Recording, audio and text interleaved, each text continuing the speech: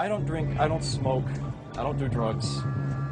I play video games. News and Gourmet with your hosts, John DeLuna, Brian Kilby, X-Chicken, Weebum, damn right I am, and Rob. Here we go! News and Gourmet. Hey everybody, welcome to New Soundwave for October 2012. With me, usual boys, Brian and Rob. Rob. Guys, this month we've got two good topics. One of them is about a month late, but who cares? And the second one, very, very topical. So first, we're going to talk about Mortal Monday, and then we're going to talk about the apparent fall of G4, the quote-unquote video games channel. So first of all, Mortal Monday was September 13th, 10 years ago, I believe. Is that right? 19 years ago. 19 years ago, 1993. And yeah, we're old. So Mortal Monday, if you're not old and you don't remember, you weren't around or you were just a pup, was the day that Mortal Kombat came to home and handheld consoles. 4 of them, actually, mainly Genesis, Super Nintendo, Game Boy, and Game Gear, all at the same time. Oh. And you Forgot about the Game Boy game, sorry. Yeah, the Game Boy, where you could play Goro. How about that? But not Johnny Cage. You know, you can talk about like your Halo 2 and 3 releases. You can talk about your Madden 10 or whatever, but there's never been anything like this ever. And I don't think there ever will be, you know? So, Brian, I know this topic was near and dear to your heart. So, let loose, buddy. Was Mortal Monday conjure up in that brain of yours? I fondly remember getting the SNES version and the months and months of anticipation of the game coming out. Sans blood. And sweat. It was sweat. Yeah, it was sweat. Being disappointed. You know, actually, I don't think it's as big as some of the modern releases now. I just think it was one of the first like really big game release. The first time they made a really huge flipping deal of like a single day. And they made big deals of like Mario 2, Mario 3, Zelda 2, but that was you know, there were chip shortages and stuff that it kept those from being like huge launches. But Mortal Monday was like the first real, it like almost legitimized video games as a form of media, kind of like a movie release, and it was huge. The game wasn't that great on any of the platforms, but I still fondly remember spending way too much time playing the SNES game, trying as hard as I could to find out a way to like make it like really Mortal Kombat with blood and gore, and the Game Genie sweat code that changed it red really didn't do it for me. I completely forgot about the Game Genie aspect of it. Yeah, that was back in the days when you could essentially break a game with Game Genie, and I actually forgot there was kind of a quasi blood thing going on there. The SNES version did look better, obviously markedly better. Yeah, looked and sounded way better. Just did not control as well. Yeah, and that's oh, go ahead, Rob. It had that weird lag where you had to actually hold the button for a second to get to move, and if you wanted to do any kind of special move, you had to make sure you pressed it fast enough that you did not move. That was really bizarre. Yeah, one of the things that I guess people don't remember about the Super Nintendo version is the controls. It controlled way different than the arcade. There were certain things you couldn't do, like the combo system, if you could even call Mortal Kombat's engine having a combo system. It was different. The anti-airs were different. It was essentially a completely different game. The Genesis was much closer. I think the Sega CD version down the line was even more so, and of course it was basically the Genesis game with the Super Nintendo sound and some full motion video. That was basically the difference. Isn't that basically the difference for most Sega CD games? Really? Yeah. Sadly, yes. Yes, it's the CD quality sound. But yeah, you know what? The other thing that you got to remember too about Mortal Monday is, and you kind of hit on this, is the prices. So games were unbelievably expensive. The Super Nintendo game was, I think, $70. Yeah, it was $70. Yeah, and I mean, you know, hardy har, adjust for inflation. Obviously, it's even worse by today's standards.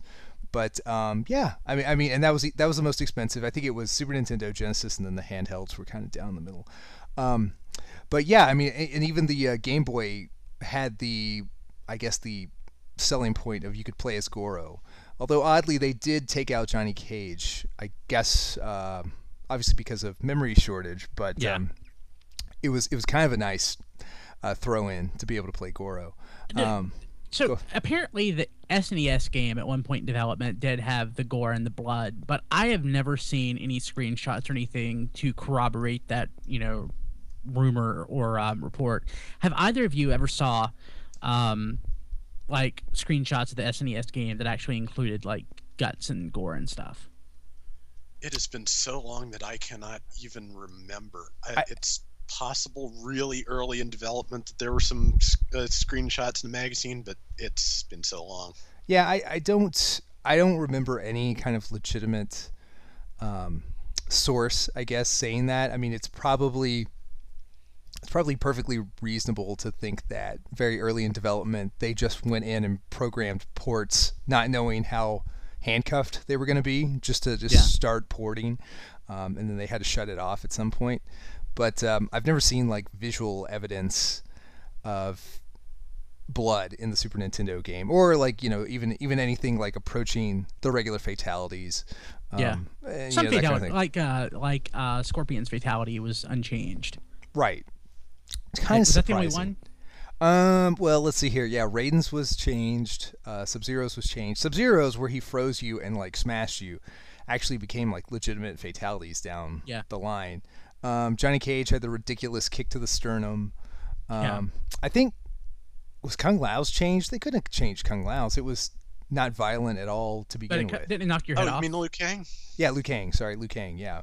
Didn't it like decapitate you or something? Or no, he just did a cartwheel and uppercutted you. Yeah, so, those two were unchanged then. Yeah, and then Sonya, I forgot what they did with Sonya's. I can't remember how they changed hers. Because in the original, she blew you up with a kiss, but there's no way she did that in the Super Nintendo one, I don't think.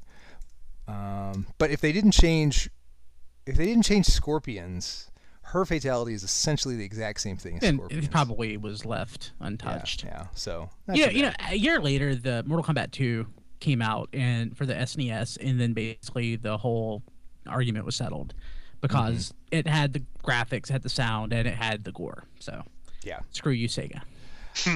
Yeah, Sega was sad once Nintendo said, "Hey, we like money." More than, I guess, morals and ethics and that kind of thing, and who cares? You're not gonna win fighting against gore in video games. That's a battle you will not win. So I think they probably figured that out pretty quick. Okay, guys. So also in the last month, we've learned about apparently the fall of G4. So starting sometime next year, reports say that G4 is going to be reformatted and repurposed. Nobody knows exactly what kind of changes they're going to make to G4, but it certainly seems that video games are going to become very, very low priority for G4. It may become something more like just a generic men's channel, a GQ kind of channel. Needless to say, though, the G4 that we know and maybe love, maybe not, is going away. So I think all three of us have logged plenty of hours one way or another watching G4 or its predecessors or bits and pieces of it. And I think we all have opinions on G4 and how it's been handled, if it's been a success or a missed opportunity, yada, yada, yada. So let's talk about this. I mean, this is a channel that set out at some point to be a video game channel. And it's clearly not working, and it hasn't worked.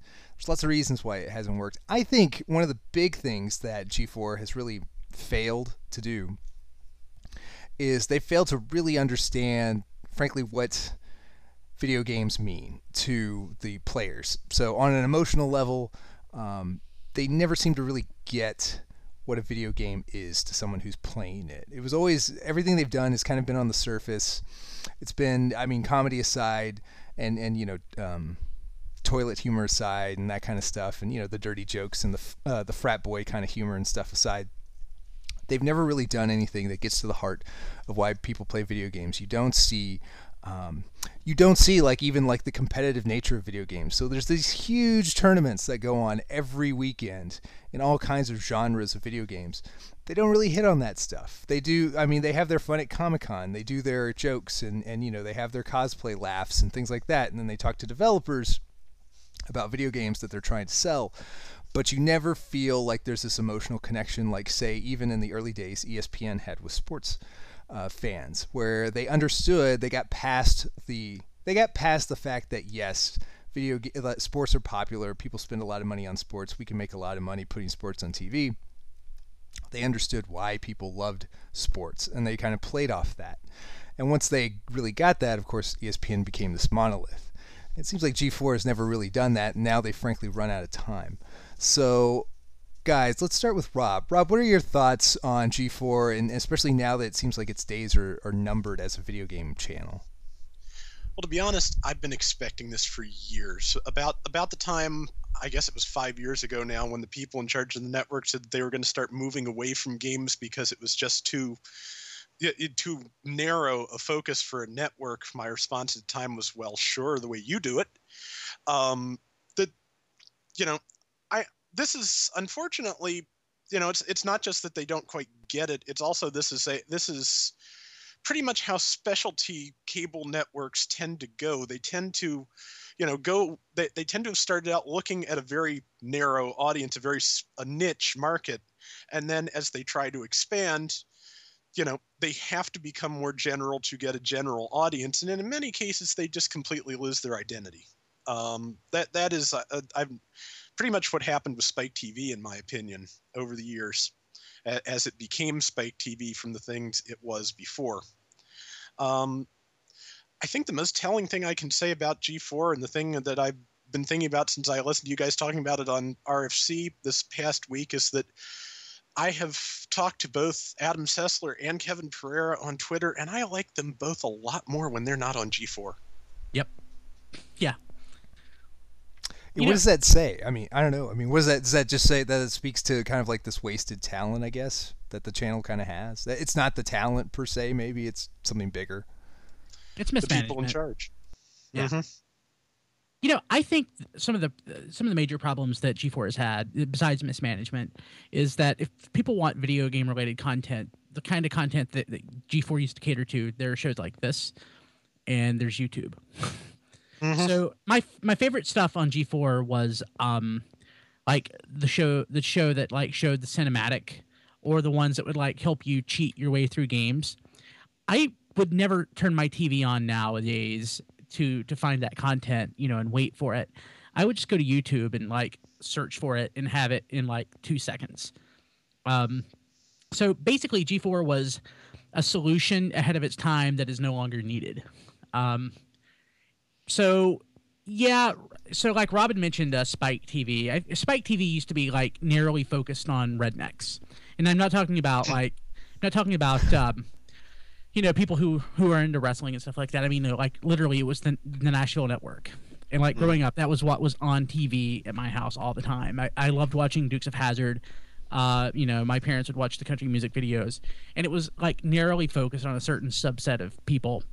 And it had to expand, so it expanded toward, I guess, men. Spike TV was it's like the men's channel, is the maxim of TV, sort of.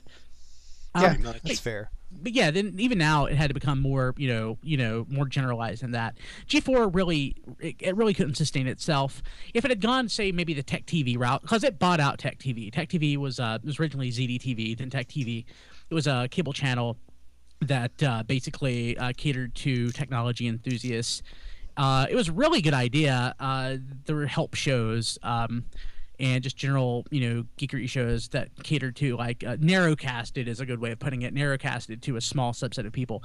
And G4 bought them out because they wanted X-Play. X-Play at the time was the best gaming show on TV. They didn't have it, so they wanted it. And then they basically made their whole network around X-Play, which is a big failure. But if Tech TV were still around, it might actually have an audience. But G4 pretty much killed every single property on it except for X-Play, and they're suffering for it now. So do you think that something like G4, do you think the the way G4 is, I guess, constructed, or anything that they could do with it is, it's kind of like, is the party over, or do you think something like this, if they transition somehow to become like based on YouTube or based digitally somewhere as kind of like an online channel, an on-demand kind of based channel, do you think that they could find new life that way, or do you think like essentially the party's over because there are places like YouTube and Twitch and podcasts like this, and that's just where people go now? Party's over doesn't scale. They have a whole network full of people, executives. I mean, if they had a studio, about $1 million, 20 people tops working there, yeah, they could probably, transition to the internet. But no, too big, too many people, too big of a payroll. Nah, it's not possible. It's a shame. I wonder if, I wonder if that becomes a brand, though, that somehow they do revive. Like, once it's burned to the ground, completely dead and over, they just take the name and they repurpose it somewhere digitally. It's been a rough year, though, for, like, video game brands. So if you want to lump G4 in with, say, like GamePro, I mean, there's a lot of death in the family this year. It's been kind of sad. We haven't really, I don't know if we didn't talk too much about GamePro, but I mean, that's another one where it's gonzo. So, it held out as a website. Guess what? The website's gone. I think I don't even know if the website is still what it turned into, and that was essentially a landing page for video game news. Yeah, I don't know. Electronic Gaming Monthly went away, then it came back. Now I think it came back as a 12-month 12 issue a year premium magazine. Now that's sort of gone down to, I think, a 6 issue a year. Like, may even be quarterly. Yeah, I still have a subscription. I honestly don't even look at it when I get it. And you're not even sure how often you get it. So I don't even know. Wow, that's so the writing's on the wall there. That's extra sad. But the thing is, so let's talk about video game journalism for a second. So this brings up an interesting idea. Video game journalism can be very interesting. I've read fabulous articles on, say, like the history of Valve or the struggles of Duke Nukem's development, Duke Nukem Forever's development, things like that. I've read fantastic articles about the history of Nintendo, really good journalism, but on a day-to-day basis, or I guess more on a when you're not looking at this big, meaty, like, feature on something that isn't time sensitive, it's like this historical kind of piece. It's really hard to find good game journalism. That's obviously one place where G4 could have had some play. They could have done some stuff. There's no 60 minutes version of that show for G4. I mean, when you look at G4, they don't stand for essentially really much of anything. So be it journalism or even hucks and yucks, they don't own anything. But the journalism is something that obviously they never really pursued. And good journalism is getting harder to find online for video games. You're kind of reduced to places like Kotaku and I guess Giant Bomb and a couple other places, but they can tend to be, I guess, less serious. They don't feel compelled to have a serious bent consistently. So I mean I don't know if I don't know what to say about that. I feel like at this point video games are too big of an industry. There's too many stories out there for there not to be this greater sense of quality journalism. It's just not there. It's never really seemed to materialize as its own. It's never really come into its own. It was. I think the internet killed it. It's the worst part about it.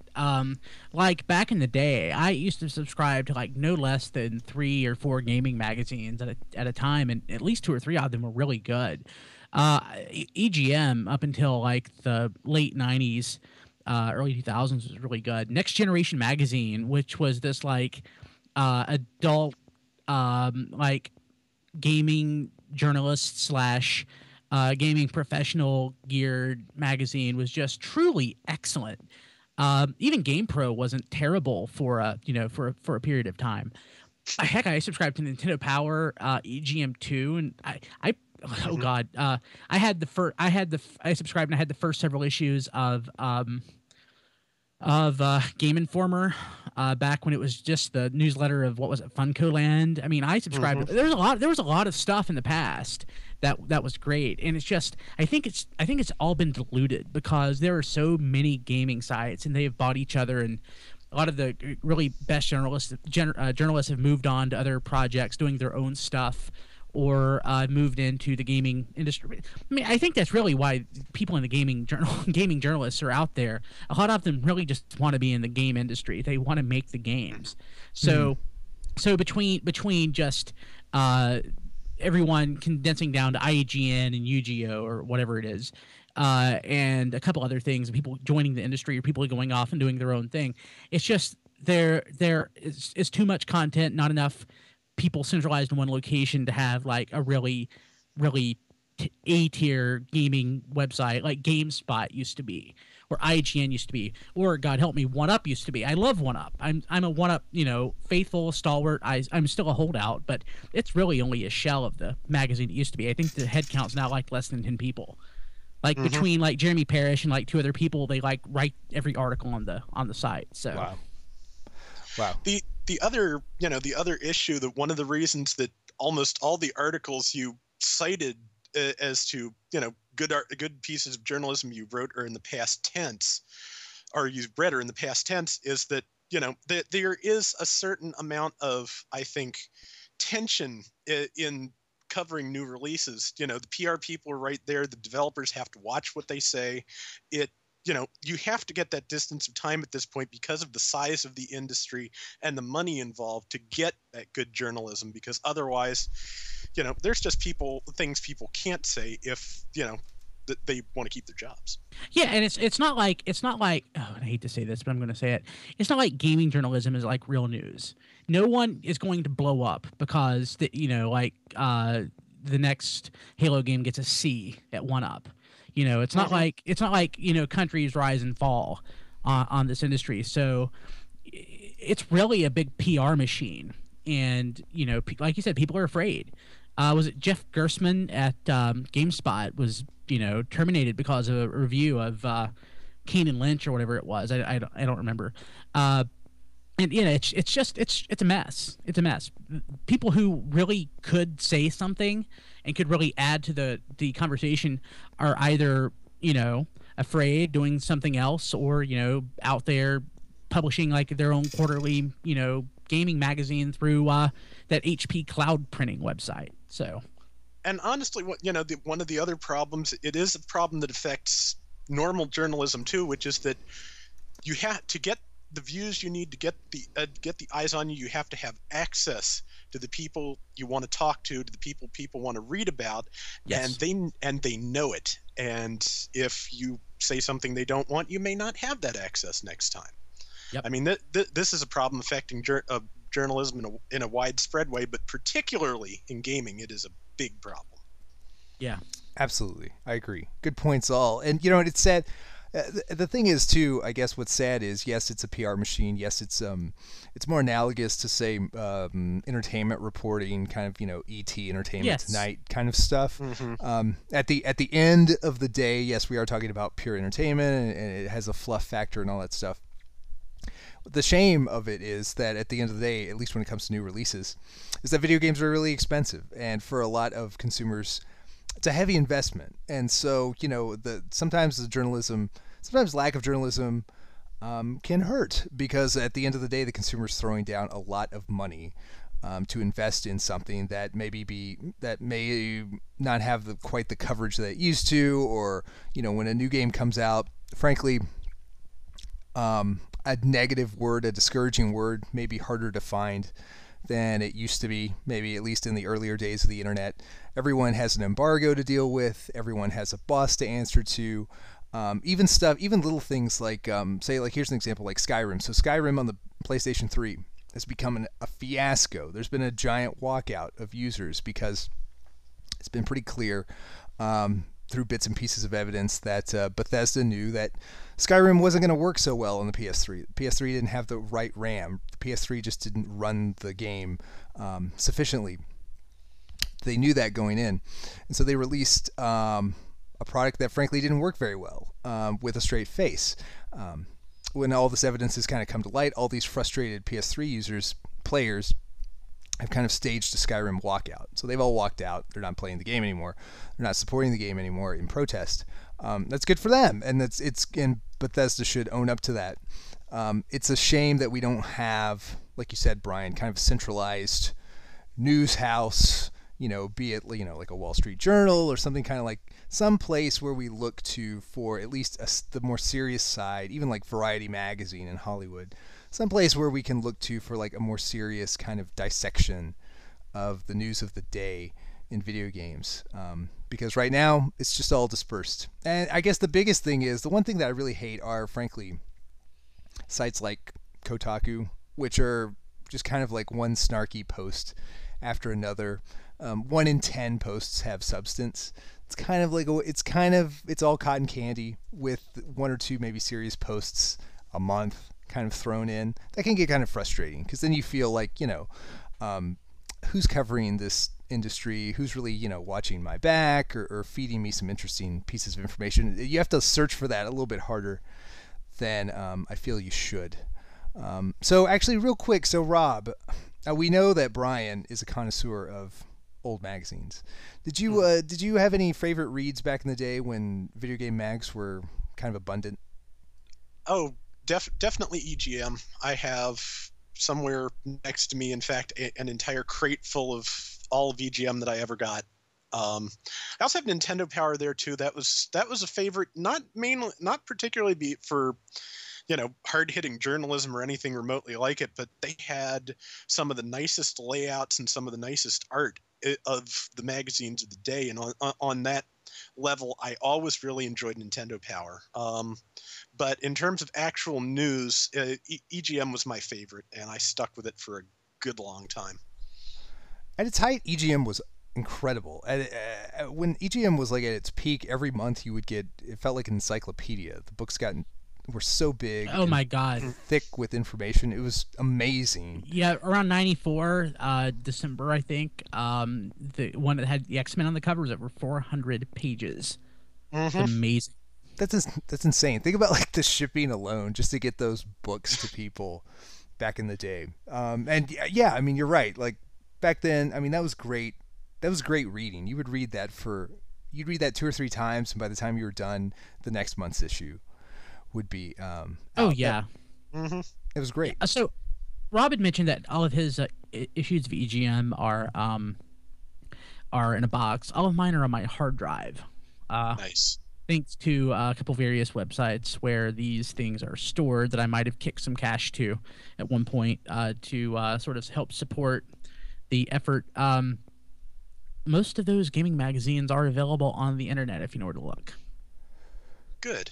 So they've all been scanned one way or another, huh? Yeah, in fact, I actually will buy a couple of magazines that are basically, really, it could just be a blog post, but there are people that put together using the HP Cloud service, and I can't remember the name of it.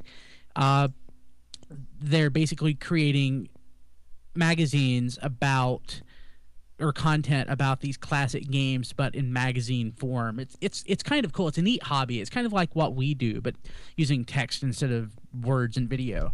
I really try to support any one of these that I come across that I like. I think it's classicvgm.com, or it used to be. I think if you Google Classic VGM, that's one of them. It's nice to know fanzines still exist in this day and age. Yes. You might have to go to Classic Video Game Magazine on Facebook. I think their website's gone, sadly. But yeah, there are a lot of zines out there.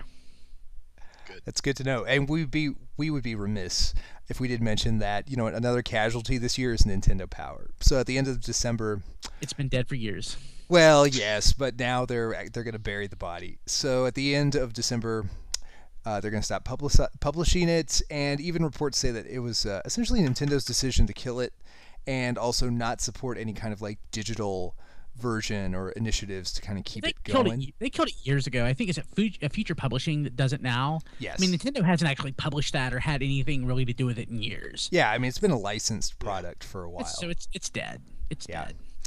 So sad.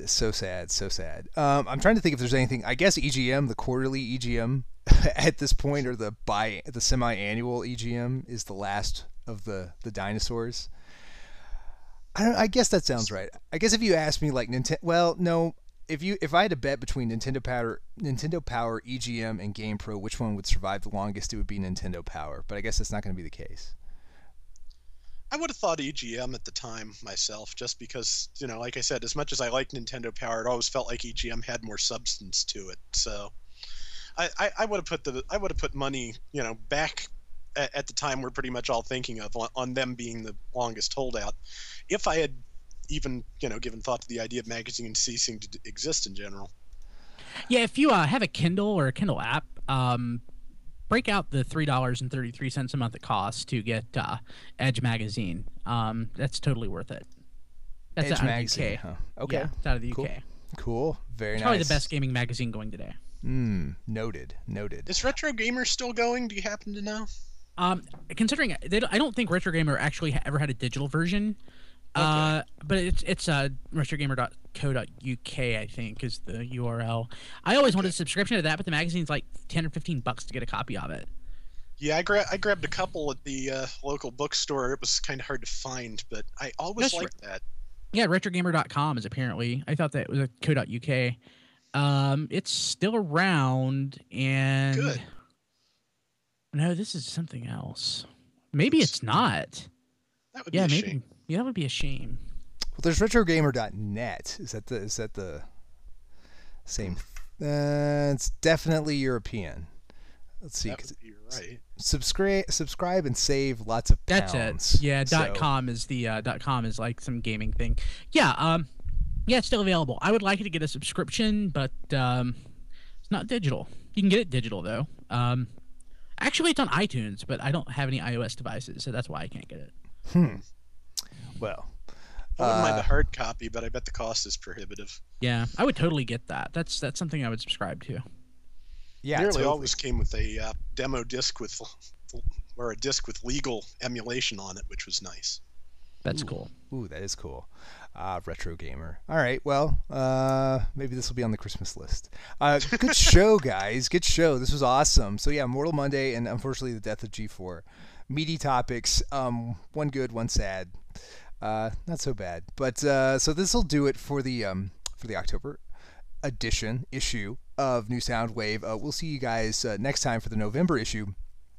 We'll talk about whatever we decide, I guess, whatever's on our minds. But let's also talk a little bit about the Wii U, which is coming up. Pre-orders for the Wii U sold out, and I saw Rob tweeted about that. So we'll talk about what that means. And then we'll also see, what the first next-gen console is bringing to the table this holiday season. So until then, for John, that's me, for Rob and Brian, we'll see you next time. 2, 1, 0. Game over.